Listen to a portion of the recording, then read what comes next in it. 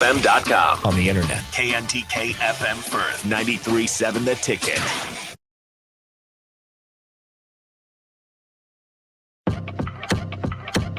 Welcome in to the Get Your Happy On Hour, featuring former Husker receiver Ricky Simmons. What? Welcome to the show. It's the Get Your Happy On Hour. I'm your host, Ricky C. Simmons, and we're on 93.7 The Ticket. Hey, y'all, first of all, let me say this. I got to give a big shout out to everyone that made the ultimate sacrifice for this holiday. Memorial Day weekend is a very emotional time for a lot of people, including myself. But I just want to say, big shout out to everybody that made that sacrifice. Sacrifice is something that a lot of times we take for granted. People make sacrifices all the time. But, I'm just sitting there thinking, like my guest tonight, he was one of those people that I look at as a person that made a lot of sacrifices so that people like myself and some of my other teammates could have success. Mark Tranowich is the type of person where you didn't hear his name called unless there was something bad happen, like holding or he missed the block. But when people like Mike Rozier, Irvin Fryer, myself, when we had success offensively, it was because Mark and his crew took care of their business up front. And that's one of the biggest sacrifices you can make because you're not going to get a lot of exposure. And I just wanted to have him on tonight so that we can show some love and give him some flowers while he's here. So, Mark, welcome to the show, man. Thanks, Ricky. I'm happy to be here. Well, look, Mark, we're going to jump right in. Now, y'all might hear me call him Traino because that's what I call him. His name is Traino, which, he's Traino to me. Mark, let me ask you one quick question. Where did you grow up first? Let's start there. Sure, Ricky. Well, first off, you talk about sacrifice. It's never sacrifice to come spend time with you, man. I appreciate that because I assumed that you lived in Lincoln, which was never good, but I did, and I found out that you didn't. That's all right. It's just our way in Omaha. Well, I appreciate it. So thank you, man, for finding the time on a holiday weekend at that. Happy to be here. Yeah, because I was noticing. I was like, man, when I asked you, I think we was at Coach Solich. Yeah, we were. Yeah, and I was thinking to myself, I'm like, man, I didn't even think about that being a holiday weekend. I was just trying to book these Sundays, So thank you, man. Thank you so much. And they called you guys skilled players. I don't know what they called us, but you were the skilled players. Hey, but see, the skilled players don't have a chance without the big guys up front. And that's why I wanted to show some love, man, because you guys, man, God, matter of fact, before we even get into the interview, who were the guys up front with you?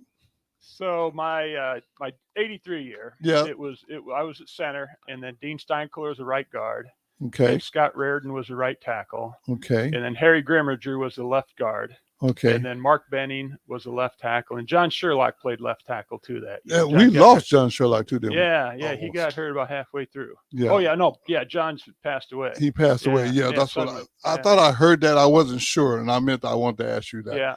Yeah. Well, I tell you what, man, and this is a funny story too, because we had some things we could do that are illegal now, and I'm speaking for so-called skill positions on the football field. We had these deals like I remember 41 sprint draw.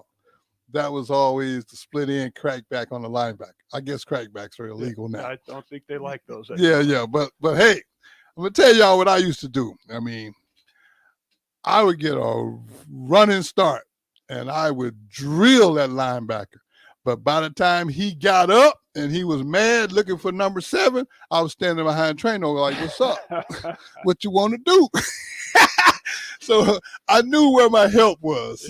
So I again, another sacrifice. Oh, yeah. When they looked for me, I was hiding. And I could hide behind you and Dean and Harry. I could hide behind y'all. They wouldn't even see me. But I was back there talking plenty noise.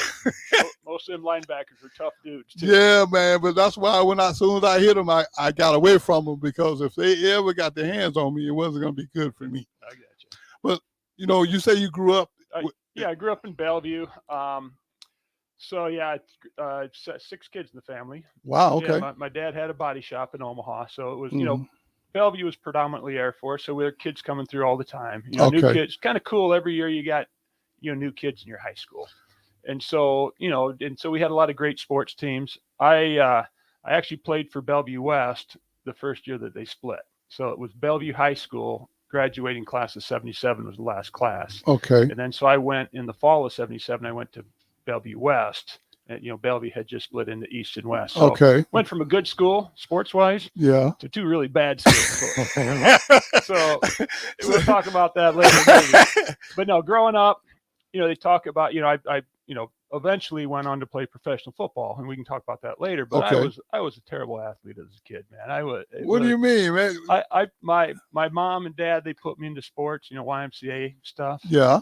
And I was telling my wife, Karen, the other day, I said, we were watching a baseball game. We went to watch the Huskers play the game they won on the first game of the tournament. And the coach, you had to play 1 inning, right? So I played 1 inning. That was it. They put me in right field. I couldn't hit the ball for nothing, right? So he would tell me to stand up. And I was a big kid. I was always a big kid for my age. And he'd tell me to stand real close to the plate. So the only way I'd get on base if I got hit by the pitch. I get to go down to first base. Sacrificing. I played basketball as a kid. I didn't score a point the whole season. So I was not a good athlete back then. So what all did you play? Baseball, basketball? Baseball. We played flag football back as a youngster. Okay. And I could catch the ball. So step back a second. So I've got 5 brothers and sisters. I got 3 sisters. Okay. And 2 brothers. Where do you fall in that? I'm the youngest. You're the baby. So basically, I got beat up a lot. So back to this football story, right? So I'm still not very good, but I could catch the ball, right? Okay. And so I was pretty big, and so I usually played tackle, but sometimes they'd move me out to tight end. And on a pass play, they just tell me to run downfield as far as I can. And my brother was the quarterback, right? My brother's 2 years older than me. And he could heave the ball, but nobody thought he could. So I would run, and the linebackers, defensive backs, they just let me go. They'd see this big Lummox kid running down the field. He goes, number 1, he can't catch the ball, and number 2, this quarterback can't throw it that far. So then my brother Luke would heave me the ball, and so I realized that if I don't catch this thing, if I come home, once I get home, Luke's gonna beat me up. So I had a choice either catch the ball or get beat up when I got home. So that's when I started playing a little bit better. Okay. So let me ask you this. When you run down there, would you catch the ball? I would most of the time. Most of the time. So you didn't get beat up a whole lot. Not a whole lot. Okay. Not because of that. But no, so I grew up in Bellevue, and then I really didn't get good in sports till probably junior high. Okay. Back then. Still played on the basketball team. I didn't score a point, but I got into wrestling, and I had a coach that was really good, and he taught me how to wrestle. So I wrestled through high school. I played baseball that summer, and actually, so I went from being the kid that got hit by the ball. I had a coach who taught me how to bat, right? Oh, okay. So I was a home run king that year because I actually could, I had a little weight behind me. I could hit the ball. And okay. So it comes down to is just teaching people right. what to do. Right. And so many times you see these kids that, trying, but maybe they just don't have the right guidance. Well, I'm not surprised that you're hitting home runs because like you said, you are a big guy. You've always been big. Yeah. So that doesn't surprise me. But let me ask you another question. Like when you got to high school, what position did you play? You said, did you play tight end in high school? No. Well, kind of. So, we switched to do 2 Bellevue schools, right? Right. So, smaller team. Bellevue East kept the old coach, Coach James. So we got the assistant coach there. It was Jerry Van Wart. Good coach, but he didn't have much to work with, right? Okay. And so and back then you went to high school as a sophomore. That's the first year you could be there. And so I was playing. I was big. I was young for my grade. I actually went to school my birthday's in November, so I went to school as a 4-year-old, I think. So Oh wow, okay. I was a 6'6" kid, man. My mom wanted to get me out of the house. Like, get him in there. So that first year, there's a couple games I started as a defensive nose tackle, Okay. and then as so I played a little bit, and then my junior and senior year, we had a kind of an unbalanced line, so I was a tackle or a tight end sometimes. Okay. I don't think I ever caught a pass in high school. I think they just did it to make me feel better. So yeah, I played tackle in high school, and I was okay. I was big, but I wasn't great. Well, okay. Well, that leads me to ask you this question. You were big. You're saying you didn't have a lot of success. So how did you go from that situation to being in Nebraska? Yeah. So the thing I was okay at football, right? Okay. But I was good at wrestling. I enjoyed wrestling. Okay. I had 2 coaches, Gary Sheet and Les Kenny back then, that were just really good. So our team, my senior year, again, we're this school that just split up. We weren't very good in much of anything, but wrestling, we won every match except the state meet. We lost to Columbus in the state meet, but we'd won everything else the whole season. I was a state champion my senior year. Okay. Almost undefeated. Lost to a guy named Brian Blankenship who played in Nebraska. Big Blank. And me and Blanky talk about that.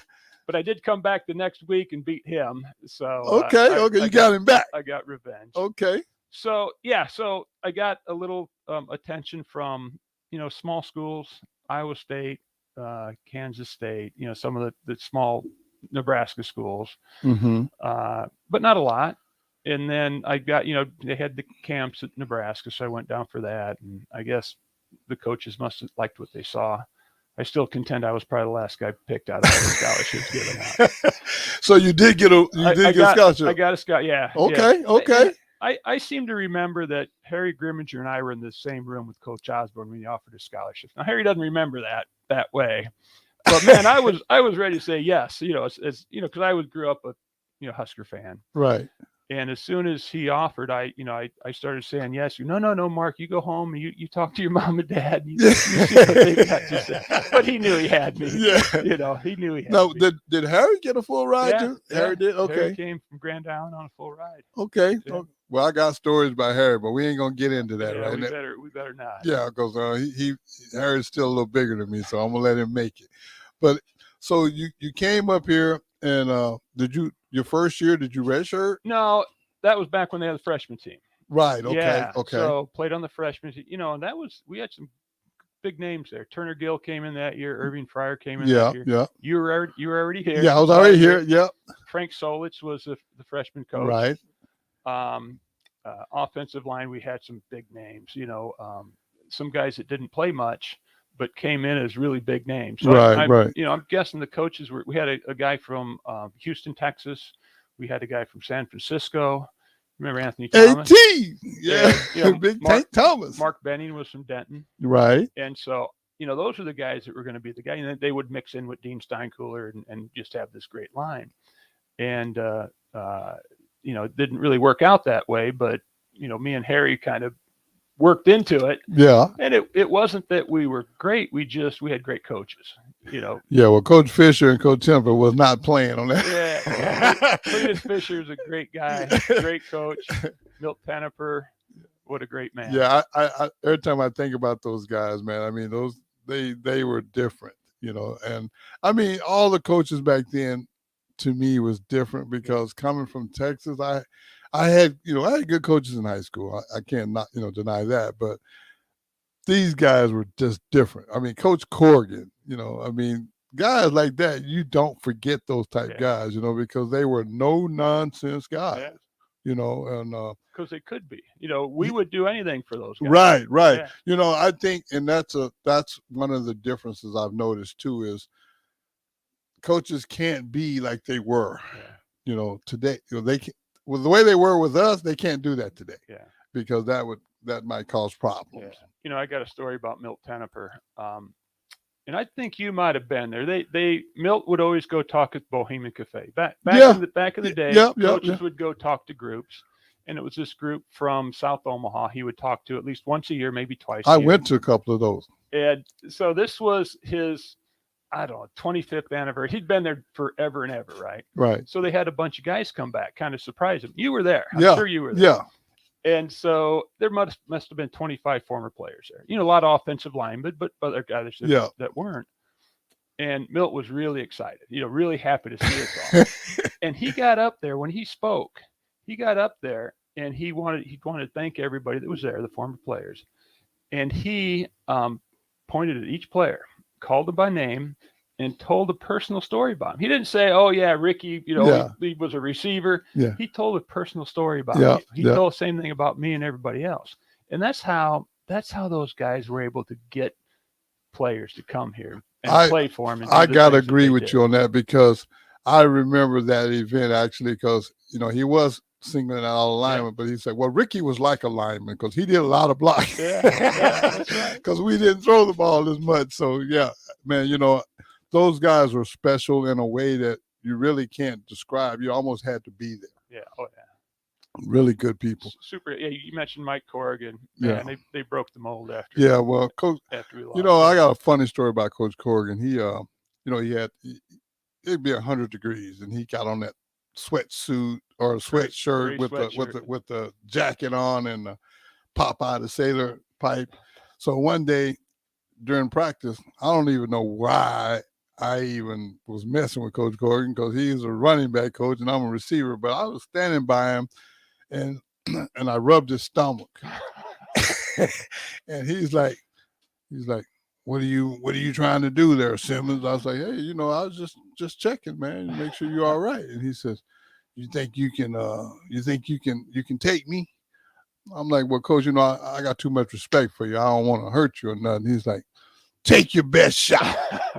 You know, and I was like, nah, Coach, I wouldn't do that to you, man. You know, I don't want to hurt you. Nah, take your best shot. I said, all right, Coach, now just remember you asked for it. So I drew back and I punched him in the stomach as hard as I could.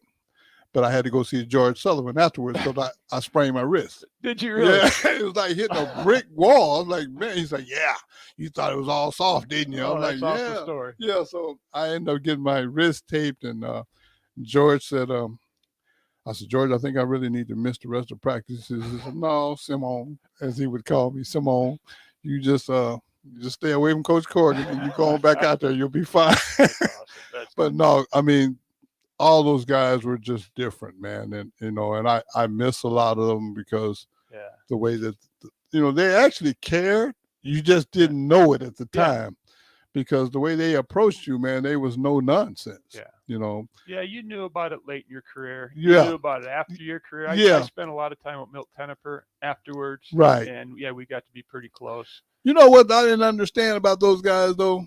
Seemed like they didn't ever get cold at practice, and I used to be cold. I mean, I don't know if it was a Texas.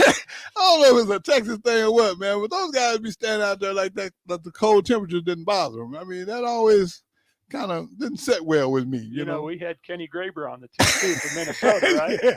He'd go out there, with 20 below, and he'd have a short cutoff shirt. Yeah, man. See, he never wore anything. Matter of fact, I think Nate and I were the first two Nebraska players to ever dress out on Tuesdays and Wednesdays in full pads with sweat clothes over our football pants and shoulder pads. I mean, we didn't adjust well to the cold. I don't blame you. The cold's no good. Well, now you said you stayed here in Nebraska. You played, and I remember my last game was the game that everybody likes to talk about. We went for 2. Now, after that year, you had another season. Yeah. Okay. My senior year was 84. Oh, okay, so the 84 season. So you was with Jeff Smith. Oh, yeah, Jeff Smith. Okay. Craig Sundberg was the cornerback. Yeah. Was Rathman still? Yeah. Rathman was a year younger than me. Yeah, that's what I'm saying. Because Shalene was the fullback, I believe. Yep. Okay. Yeah. Scott Porter was the fullback for us. Okay. Back then. Okay. We had a good year. You know, it's funny because 83, our offense couldn't stop us, right? Right. And our defense had some holes in it. Right. '84, our defense saved our skin a lot of times. Oh, okay. They turned out to be like the best in the country, one of the best in the country. Oh, okay. Offense, we were okay, but not as good as we were in '83. Oh, okay. Well, hey, listen, y'all, don't y'all go nowhere. I got more stories coming. We're going to take a quick break. We'll be right back with 93.7 The Ticket on the Get You Happy on Hour show.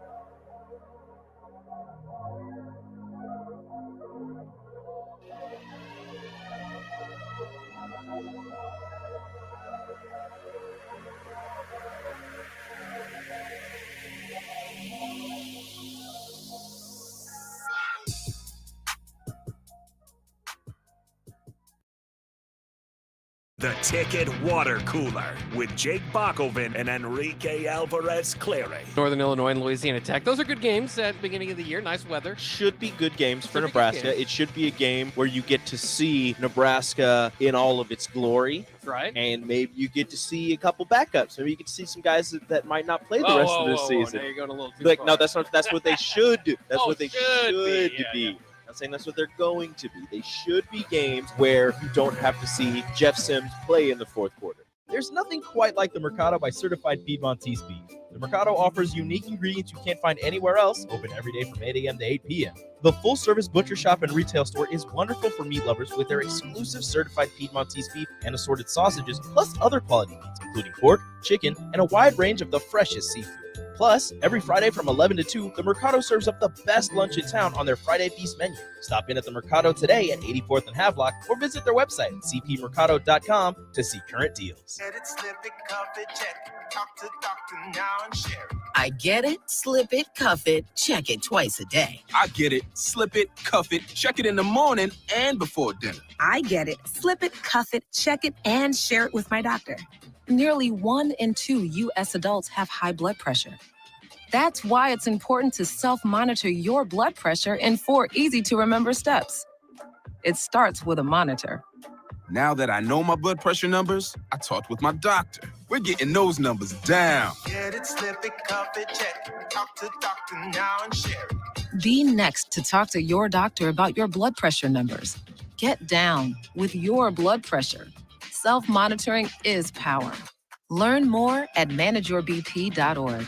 Brought to you by the Ad Council, the American Heart Association, and the American Medical Association, in partnership with the Office of Minority Health and Health Resources and Services Administration. Mario fue pintor más de 30 años. Cuando me dijo que se le estaban olvidando las cosas, fue difícil. Un día me dijeron que pintara el marco del lado por dentro y pinté el lado de afuera. Yo le diría a la gente que le diga a su familia lo que está pasando con él. Si algo se nota diferente, podría ser Alzheimer. Es momento de hablarlo. Visita alz.org/nuestras historias para saber más. Un mensaje de The Alzheimer's Association y The Ad Council.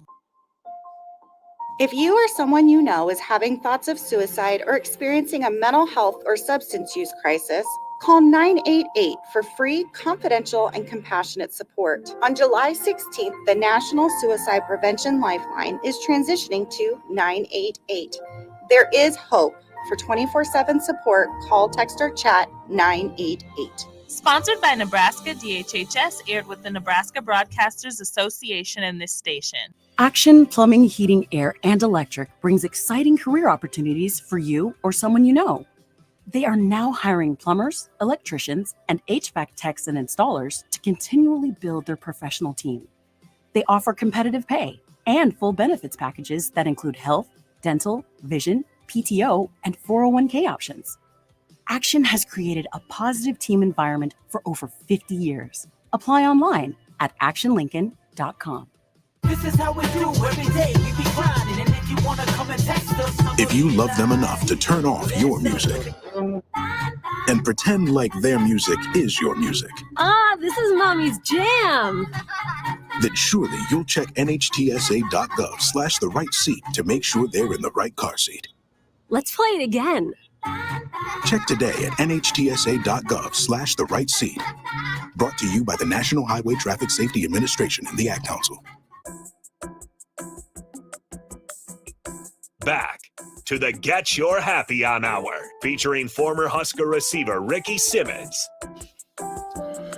Well, we're back, and we was talking during the break there, and Mark, I remember the UCLA game.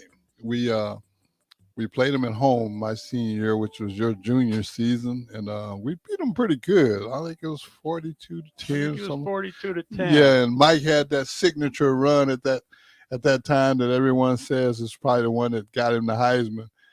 But you got another story about it. Well, first on that run, Harry Grimminger had the block that got Mike in when Mike reversed his field. Oh, okay, yeah, he'll tell you about that.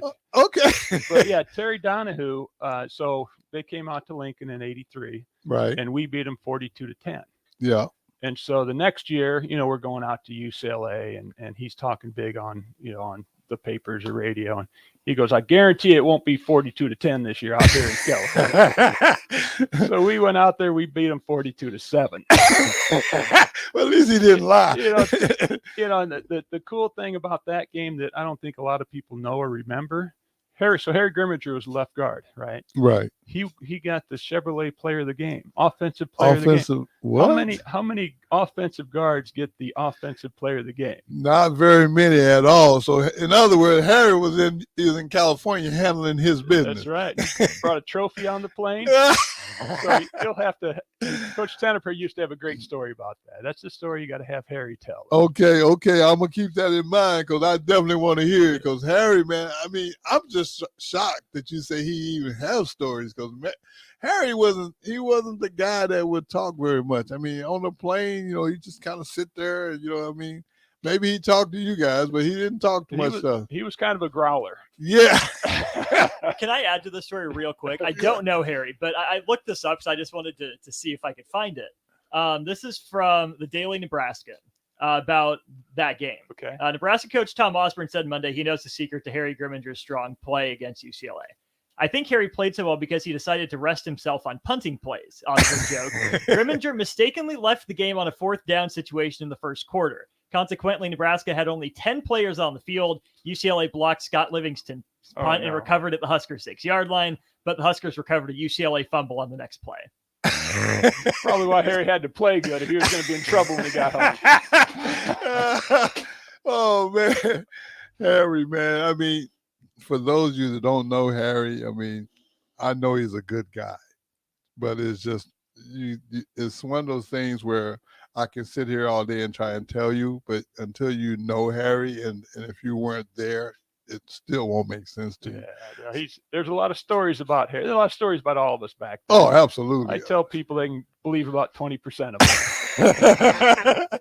Well, I mean, I know everybody was doing things, that was kind of not normal, let's just say, but like I say, we all kind of had our little groups. Sure. I mean, because I hung with most of my buddies, you hung with most of your buddies. So I'm pretty sure there are some stories that I'm not aware of, but I'm looking forward to hearing these Harry stories. You talk about that. You and I didn't hang out together. Oh, no. But tell you what, on the field. Oh, yeah. You talk about, you think about a team, you go to any place I've been after Nebraska, anytime anyone tried to call it a team, it wasn't a team like I knew. Because back then, Coach Osborne knew how to put a team together. Absolutely. And we were a group of, call us misfits, call us from, whatever you want, from different parts of the country. Right. But man, on the field, in practice and in games, yeah, we all had the same goal in mind. Absolutely. We're all going in the same direction. Oh, absolutely. And you know what? I'll say it this way. We may not have hung together off the field, but on the field, we were one. And what I mean by that is, I was telling the story earlier, how I used to hide behind you guys. Even though we didn't hang on the field, I was safe behind y'all. Yeah. You know what I mean? And you guys had my back and we had y'all's back. And that was always understood without being said. Yeah. And I give Coach Osborne credit for that as well, because he had some assistants that made sure we were all ready so that he didn't have to do nothing but just lead. Oh, yeah. Yeah, but he talked to those guys a lot. His assistants, they all knew what they were doing. Yeah. I mean, those guys work from early morning to late at night just to be on the same page. And I used to laugh about that too, because I'm like, Coach Osborne would always be acting like he ain't paying attention, but he had done his work before practice. Yeah, it's amazing how much those guys, how much they worked. The thing I remember, they used to track themselves. You'd always, scout another team, know what their plays they were going to run. Mm-hmm. Coach Osborne would track his own play calling to find out has he got any tendencies that the other teams could pick up on. Just crazy. That you think about stuff like that these guys do and did, and they had the time to do it. And you're right. They were there all the time. I mean, I don't remember ever beating a coach to practice. Oh no. We were young guys. We were sleeping back then. I mean, it's amazing. But like I said, I tell people this all the time. We were on that team that went 12-0, number one team in the nation for 12 straight weeks. Went down to Miami for the third straight year and was playing Miami for the national championship. And people always saying, man, y'all should have kicked that extra point and tied, and you'd still been national champion. But I just don't, and to this very day, I don't think that's our mindset. No. I mean, we did not go to Miami to tie. There was not a question in my mind when that play came up. It was just, we were going to do it. And Coach Osborne made the decision so quick. Yeah. It wasn't like timeout, let's think about this. No, I mean, as soon as we scored, I think Jeff scored, he's like, all right, going for 2. If you watch that play, and of course, you say what you want about the play, and great call. We practiced that play quite a bit during the season. Trust me, yeah. And it was the right call. It just, wasn't quite executed right. But right after that play got missed, Coach Osborne's on the sideline getting ready for the kickoff. I mean, he's moving to the next side. Even though we didn't have much time, he still had faith that we could get something done on the kickoff or on defense or whatever. And that was kind of interesting you said that, because that was the mindset. Yeah. We were so used to winning that even though that was a bad situation, we just felt like, well, there was still time on the clock. So we still got action. And it wasn't just that year. I mean, earlier in our career, for me, the next year, we always knew we could win. Yeah. We always expected to win. And I'm glad that mindset was there then, and I want that mindset to come back. Yeah. Because, I mean, I said this before, but I don't think the current players understand that simple concept that it took me forever to get, but I got it now, which is once a Husker, always a Husker. Yeah. I mean, this is going to live with you forever, and I think about that a lot. And we're all a team. We're all brothers. Yeah, we're brothers, man. I mean, it's funny. You go to these reunions or these end club meetings.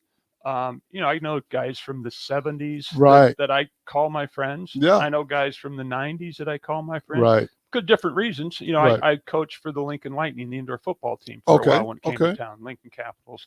I did it for about 5 years. So I got to know kind of that group. That was in the early 2000s. Mm-hmm. So those were guys that played in the late 90s and early 2000s. And so I got to know that group. And so it's just cool when you can go somewhere and even if you didn't, you're still this group, this team. Man, it's like an unwritten rule or something. I guess it would be the equivalent to a fraternity. Yeah. It's like we're all brothers, and I love that, because the guys that played, like Johnny Rogers, them played in that era, Jeff Kinney, those guys to this very day, I still call them big brother. Yeah. And the guys that played after me, I call them my little brothers. I mean, it's just a real unique situation, man, that I don't think no other team has that type of mentality or history. Yeah. No, it's good. It's just this cool thing. It's a cool thing. Well, you know what though?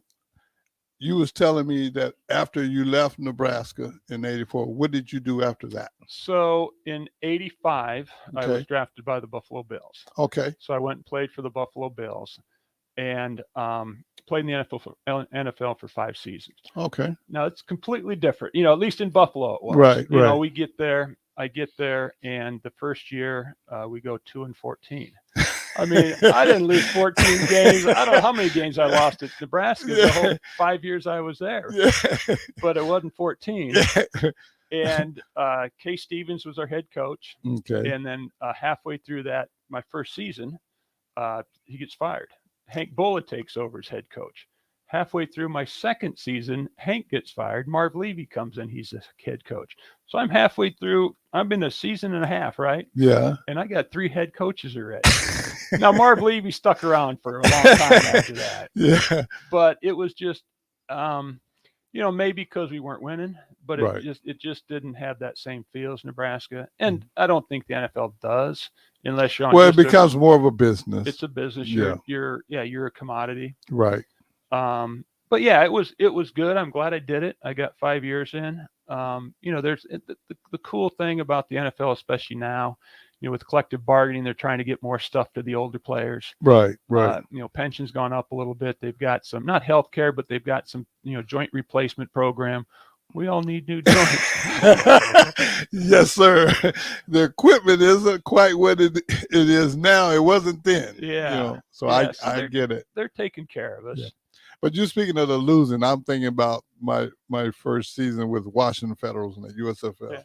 I mean, I went from a team that was 12-0, and within 3 weeks I'm on a team, because the USFL started right after the bowl game. I mean, it wasn't 3 weeks, and I'm in camp with the Washington Federals. And at the end of that season, our record was 3-15. Ouch. I'm like, wow, we lost so many games. The owner sold our team. The second year we were the Orlando Renegades. So, I mean, the losing part, I can relate to it. It's not fun. So after 5 seasons with Buffalo, then yeah, what? well, so I moved around a little bit towards the end. 88, actually in 88. So I was there 85, 86, 87. Training camp of 88. They traded me to the Philadelphia Eagles. Okay. So I go down there, and we're practicing in Old War Memorial Stadium, old stadium, and they just had a concert there the night before. So I'm stretching. There's like broken glass on the field. Like, what's going on here? Buddy Ryan was the head coach. Oh, wow. I was there for about a week, and Dave Remington was with the Bengals at the time, right? Yeah. Well, they let Dave go at the Bengals, and they picked him up with the Eagles. So they picked Dave up, and so I'm back on the street again in 88. But the good thing about the NFL, as long as you're in shape, you're ready, right? Right. And so a guy, and not a good thing, but the thing that happened was a lineman in Buffalo got hurt. So I went back to Buffalo for most of that year. Oh, okay. And then wound up going down. Then he came back. They got rid of me. They waived me.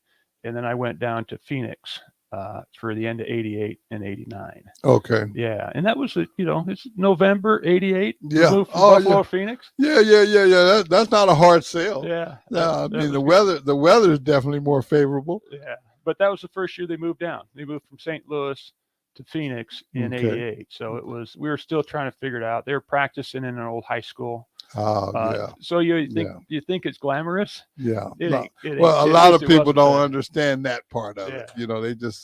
They kind of look at the highlights. That's right. And the games. Yeah, the games. Yeah. And then, and I always try to remind people too that just because you played pro ball doesn't mean that you was getting the same contracts that they're getting now. Sure.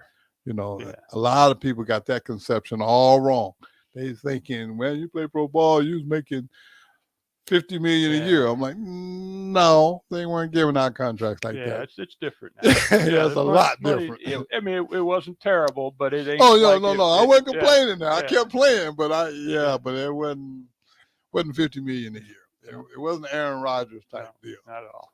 Well, after you got done playing ball, so did you come back to Nebraska? I did. I came back to Lincoln. Okay. And I worked for the Department of Roads. Oh, okay. Engineer. I got a civil engineering degree in That's Nebraska. what Mike Rose was talking about. He said, "Oh, you're gonna have that smart guy on." It was a lot of work, right? In college, get an engineering degree. Ken Graver mentioned him before. He was a mechanical engineer, so Ken and I would study a lot together. Oh, that okay. night. So I think guys like Harry and Mark Dahm went out and played video games. and ate Arby's, and me and Ken would go study. Y'all go to the library. But we had fun. Yeah. We made it fun. Right. So yeah, I worked for the Department of Roads. How long did you do that? 30 years. Wow. Yeah, I was in most of the end of my career was in the bridge division. So I ran I was responsible for all the state highway bridges in Nebraska. Wow. Yeah. That's a big responsibility, dude. Yeah. And so I retired end of 21. Okay. So now Karen and I just drink coffee and read the newspaper. You got the tough life now, huh? It's called relaxing. Well, I think in my opinion, you've earned the right. It's been good. It's been, I enjoyed my career. I enjoy what I'm doing now. Yeah. I turned 60 in November, so okay. I don't know that I won't do something fun for work, but right now I'm enjoying it. Well, if you really don't have to, it's probably cool to just take a little time off and do what you want to do. That's right. I like it. Hey, don't y'all go anywhere, man. We're going to take one more break and then we'll wrap this thing up. But hey, I appreciate everybody on this holiday weekend taking time out of their busy schedule to listen to the show. Don't go nowhere. We'll be right back.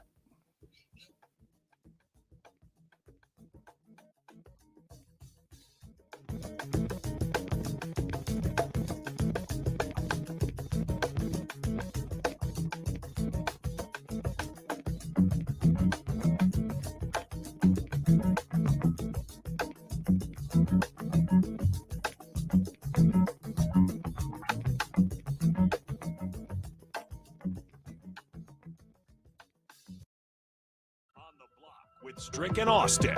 Neither you or I think he's retiring. The NBA, I don't think, is ready for LeBron to retire. Who's the face of the league? They're not prepared for it. Like it would be a shock in New York because now you're trying to recreate this again, but there's really, they're trying to do it. Like that's why they were hoping Celtics, Lakers. Like they were trying to figure out, find a way to revamp it. Weekdays from 2 to 4 on 93.7 The Ticket and theticketfm.com. Sometimes I just cannot believe all the storms we've gone through here. I can only hope that we'll be able to leave this house to you one day, baby. You're our legacy. Planning for these disasters will make sure we're safe, and is the best way to protect that legacy.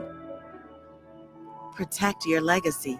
Visit ready.gov/plan for the tools and tips you need to start your emergency preparedness plan today. Brought to you by FEMA and the Ad Council. Several irrigation contractors in Lincoln go out of business every year, leaving sprinkler system orphans begging for service. The folks at Judson Irrigation shed a tear for these little fellas. They've been coddling these orphans for more than 40 years. From redesign, repairing, replacing, and restoring, remember the Judson Irrigation Orphanage. Call the Judson Irrigation Orphanage 402-420-6277 or judsonirrigation.com.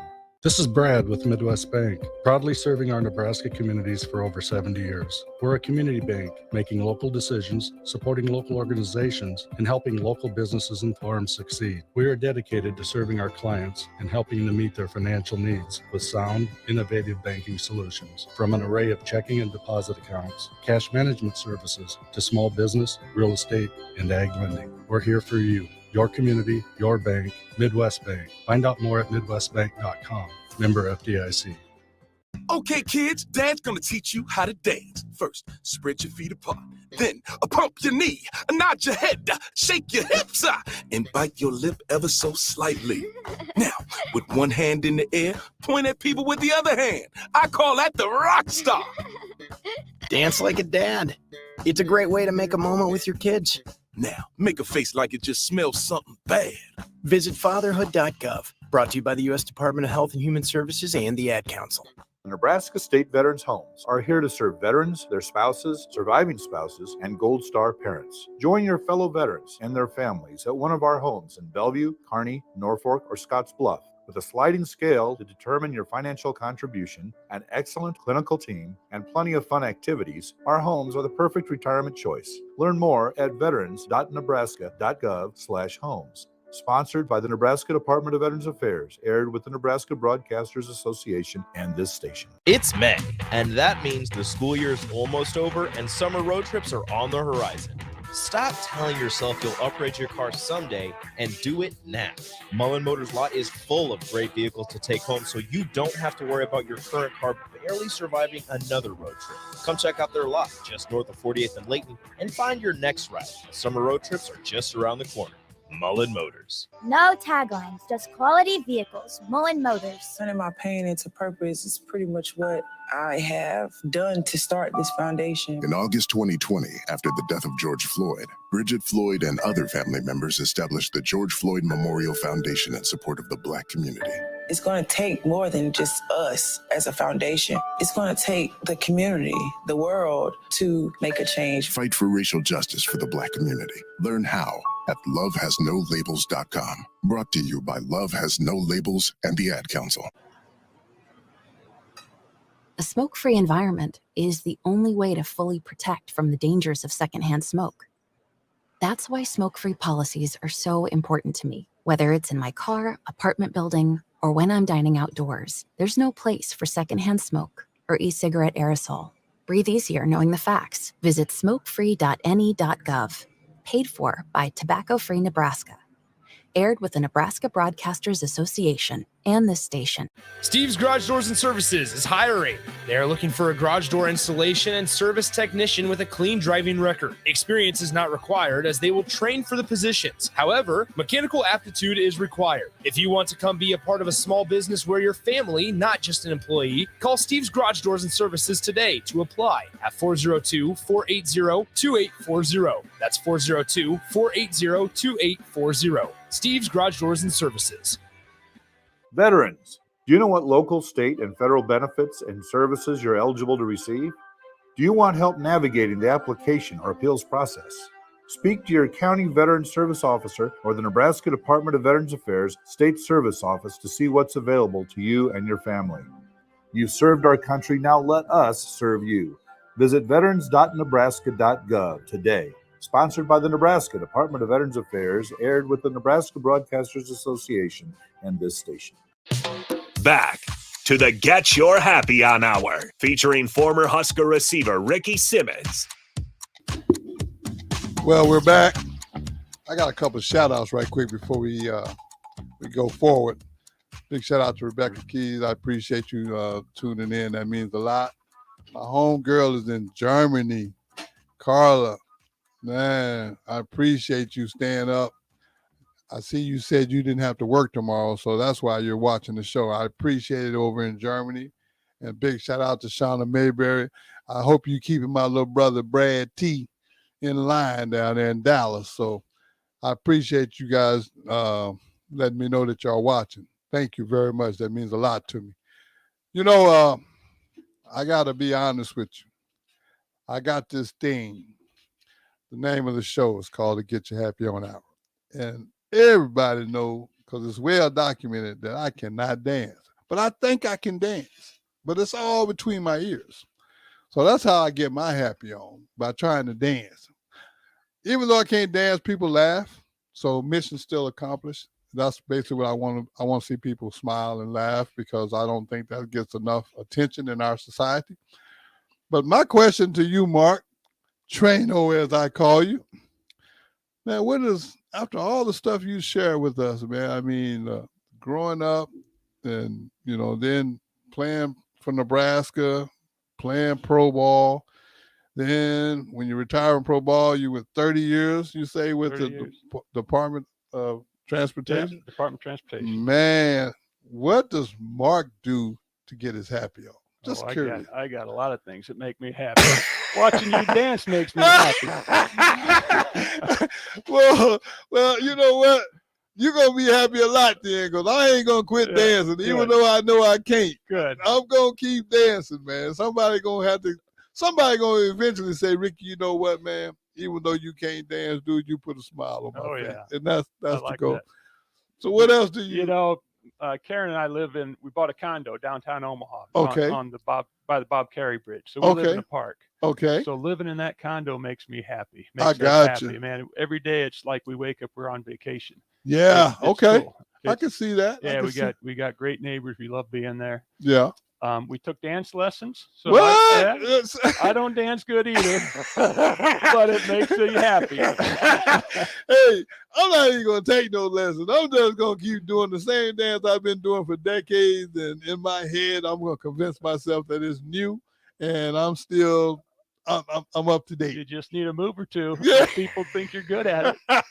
That's how it works. Oh, that's funny. You know, getting together with my old friends. You know, Yeah. seeing you whenever I see you. Yeah. You know, it makes me happy. And you know, just some really good friends from college. You know, we talk about Harry Grimminger a lot. Right. Kenny Graber, spend time with him. I go fishing with him quite a bit. Okay.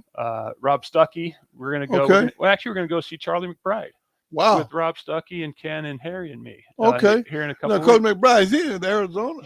He's up in southern Michigan. Michigan. Yeah, he lives on a lake up Okay. there. Okay. So we're gonna go see him up there. Okay. Yeah, and you know, so just seeing Traveling. old people. We travel a lot, man. We went to Hawaii a couple times last year. We went Okay. to Portugal. We went to Spain. So in other words, when the winter comes, you disappear. That's right. We're going to Croatia. Me and Karen. We're going to Croatia with Harry Grimminger and his wife Janelle, and my brother Luke and his wife Julie. Okay. So Okay. yeah, that'll be cool. Oh, and one more thing makes me happy. What's that? Ice cream. Ice cream. Gotta like ice cream. That's all right, Mark. You know what? And you know what makes me the happiest? What's that? Going to see movies like Look Like Somebody. Look like somebody. Oh my gosh, Man, that was the best thing. Hey, you know what? I got to say thank you, man, because when you showed up for that Omaha Film Festival, I didn't expect it.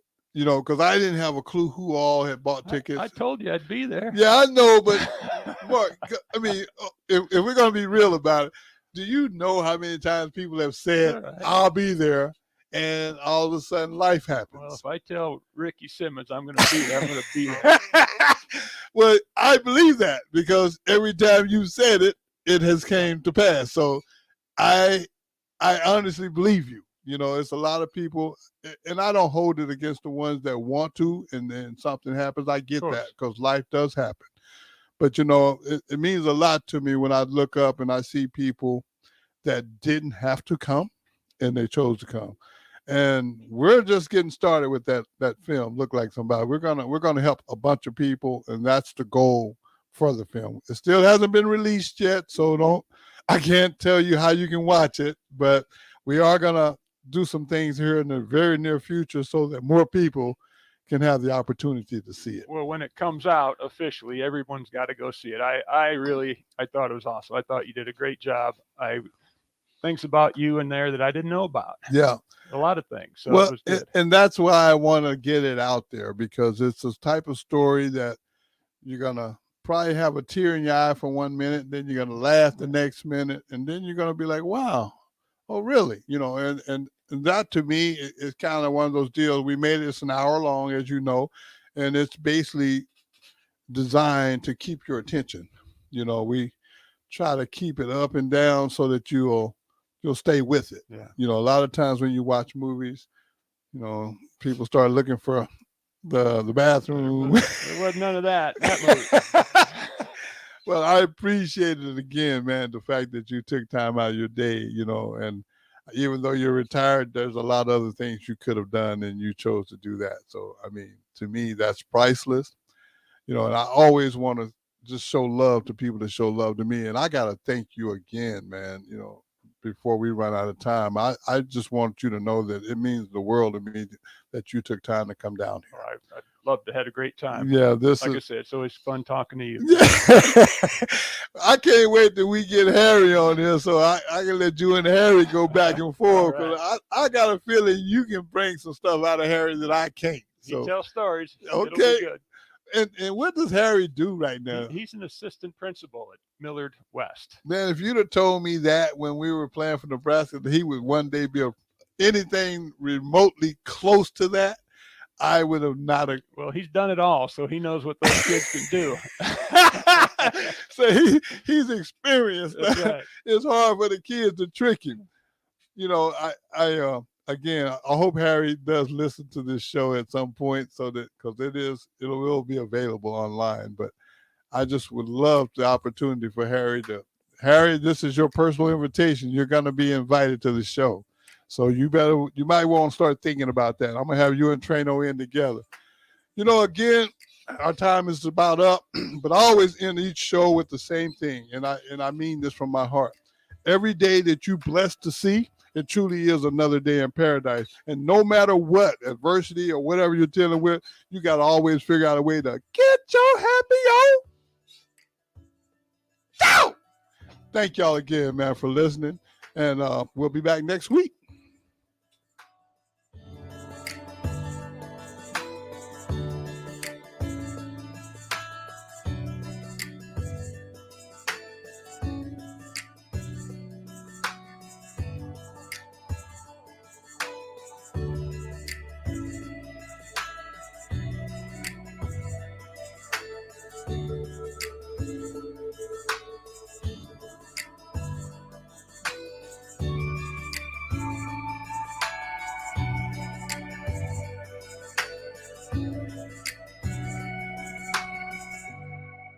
On the Block with Strick and Austin. Neither you or I think he's retiring. The NBA, I don't think, is ready for LeBron to retire. Who's the face of the league?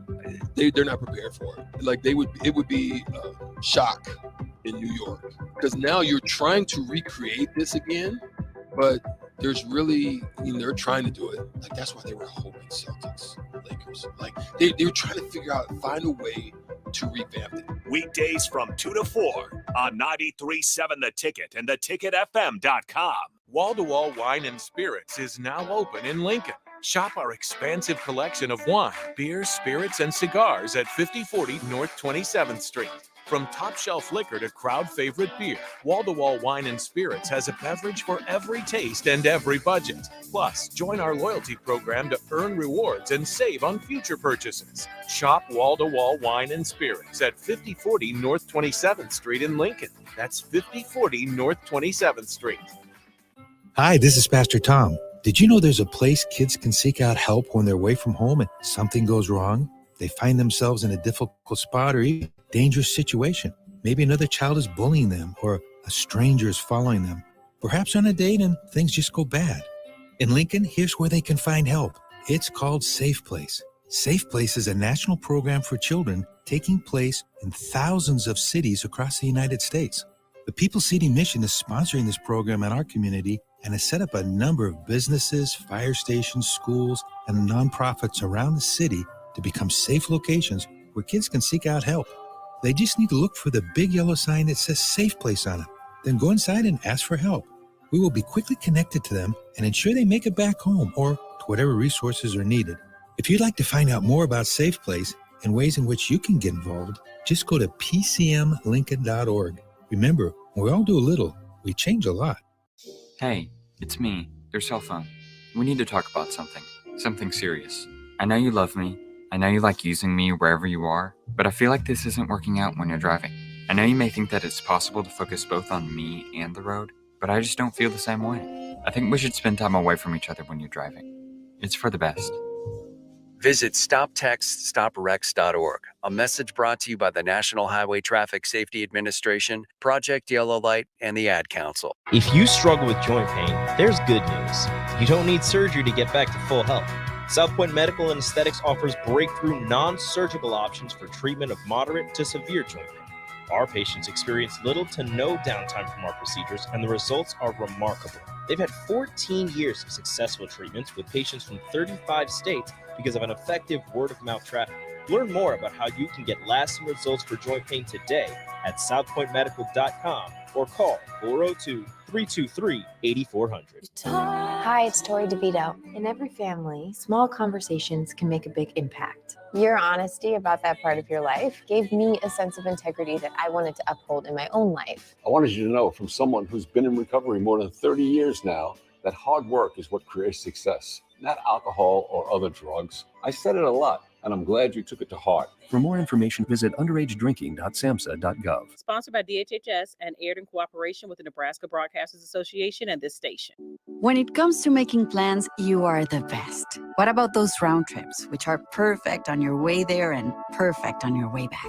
Or those meetings with friends, surprise parties, camps, birthdays. The same way you plan for the important moments, start planning to protect you and your loved ones from a natural disaster. Sign up for local weather and emergency alerts. Prepare an emergency kit and make a family communications plan. Get started at ready.gov/plan. Brought to you by FEMA and the Ad Council.